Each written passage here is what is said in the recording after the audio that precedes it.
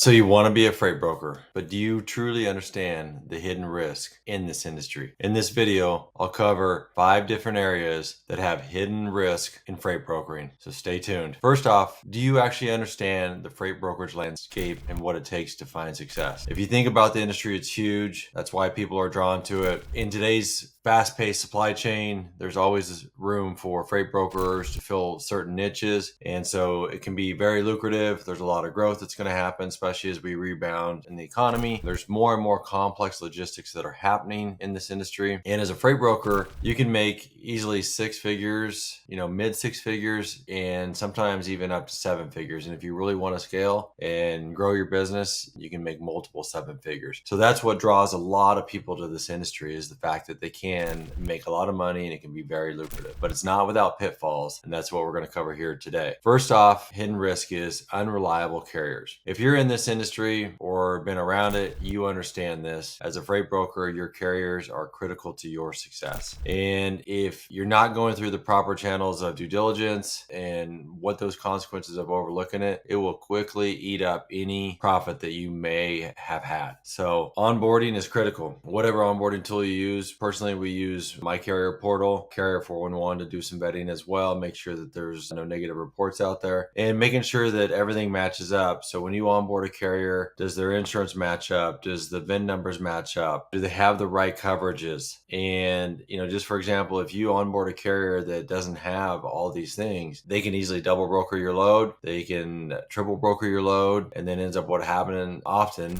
best case scenario, you're just out a little bit of money and you have to pay the second carrier. Worst case, that whole shipment's gone. They steal it, you're on the hook, and that carrier is nowhere to be found because their identity was actually stolen. So you have to be very careful, very thorough in the onboarding process, because if not, these losses add up very, very quickly into the hundreds of thousands of dollars in just one load. Another area of hidden risk is unclear contracts and agreements. Do you actually read or have an attorney read what you're signing with these clients? Because if you don't, once you find out, it's too late. If you sign a contract that you are unfamiliar with, or you're assuming a lot of liability, again, you could quickly have losses that amount into the hundreds of thousands of dollars. So when you're going through these contracts, you want to make sure that you have an attorney on staff, or at least a transportation attorney that you can refer to, have them go through the contract, ensure that there's nothing in there that's going to come back and bite you. The next hidden risk, and this gets a lot of people, and this is where it gets a lot of customers too, is the lack of the proper insurance coverage. So if you don't understand insurance, this is an area that can really, really bite you. For example, contingent cargo insurance. Let's say you're a freight broker and you broker a load and the carrier has an accident, claim, whatever it is, and they don't have the proper coverage for that claim. Now that falls back to you and the customer. Well, if you don't have contingent cargo insurance, that's going to go back to the customer. You're going to lose that customer. The contingent cargo steps in the place that the carrier doesn't have the adequate insurance. And that's critical because a lot of sophisticated customers won't even bring you on if you don't have the proper contingent cargo insurance. So make sure that you have that and it's in place, and it's going to protect you and your customer, and it's actually a selling point when you're talking to your customers. Another area is just making sure you're mitigating risk and insurance success, is that you have proper steps,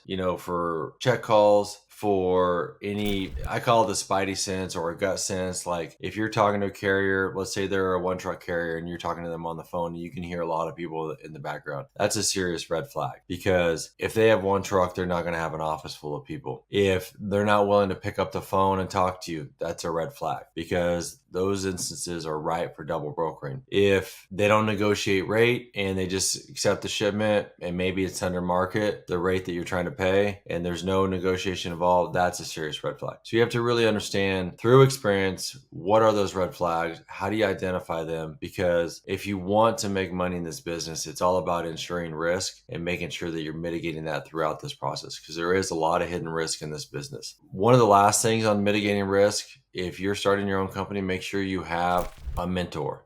a mentor that's going to help you, that's going to give you advice, that's going to help you avoid those landmines that inevitably occur in this business. If you're going to be a freight agent, that's what the company, such as B2B transportation is for, is we're going to help you sidestep those landmines. We're going to have those processes already in place, and your job is really to sell to your customers and to your carriers, and we're going to help you throughout that process because of the back office support that we have. So make sure that you have a very strategic starting point, what you want to achieve, to understand what those hidden risks are and how to avoid them. And stay tuned. Make sure you subscribe to our channel. Thanks for tuning in.